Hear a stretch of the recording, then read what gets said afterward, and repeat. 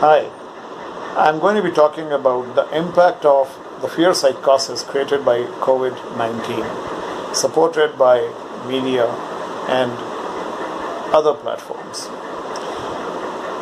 The surprising part is that many other pandemics have come and gone, but none of them created such a scare.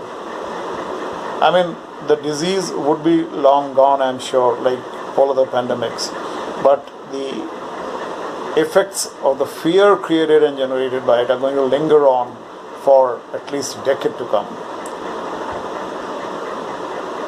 Why this should have happened, it's a mystery which has to be solved by the powers that be, and investigation must take place because such damage is unprecedented.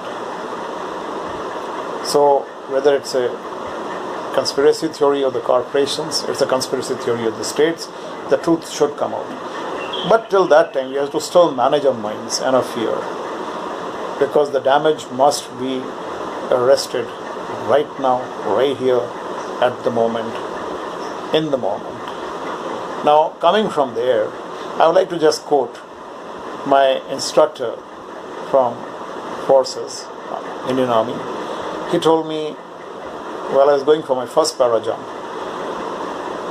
that you are looking anxious. I agreed. I said, yes, naturally so. I am anxious.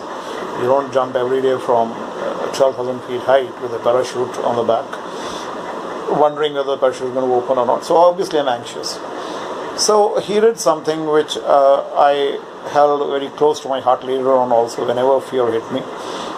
What he did was, the seasoned person that he was, a very senior junior commissioned officer, he told me, he said, look, statistically, how many people you have heard who have died out of para jumping? Barely 2 cases, 3 cases came to my mind.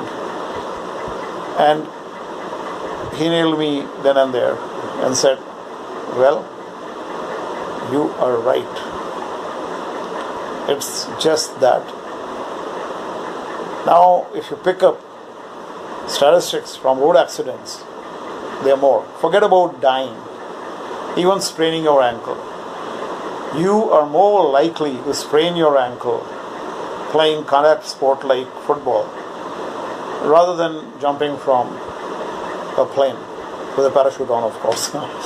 So that comforted me quite a bit. I just cannot understand why the same logic is not being picked up out here. Somebody doesn't want us to pick it up, or we are deliberately ignoring it, or it's like becoming something fashionable to live in a constant state of fear. I really wouldn't be able to put my finger on it, but it boggles me, it baffles me. Why we are not applying the same logic out here? We have all the statistics being constantly flashed, and if you really compare it to the world population, the fatality rate is hardly any noteworthy number. So why are we pushing the panic button so hard? Yes, it is definitely a communicable disease. It may be very contagious, much more than many other viruses.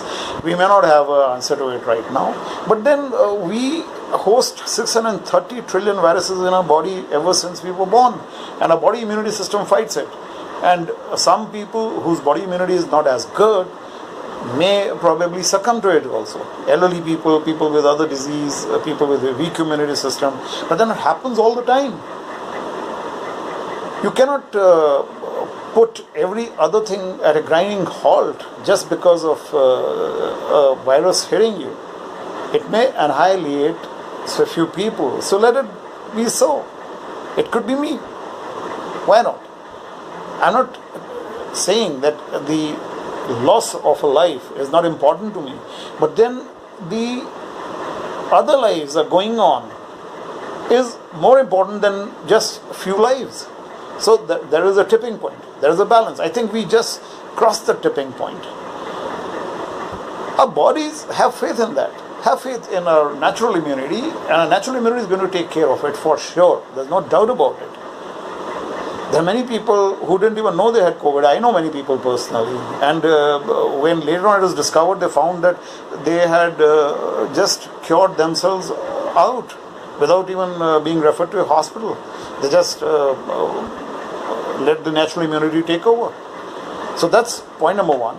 Point number two is that we should at least start believing a little in quantum theory, quantum physics, which says that our body is made of atoms, protons, neutrons, and we can rearrange them through the power of our mind. There is an inner pharmacy available there which gets signals from our brain, and those signals let our bodies produce a lot of medicine which is very much suited to our bodies and put us on the track of being well.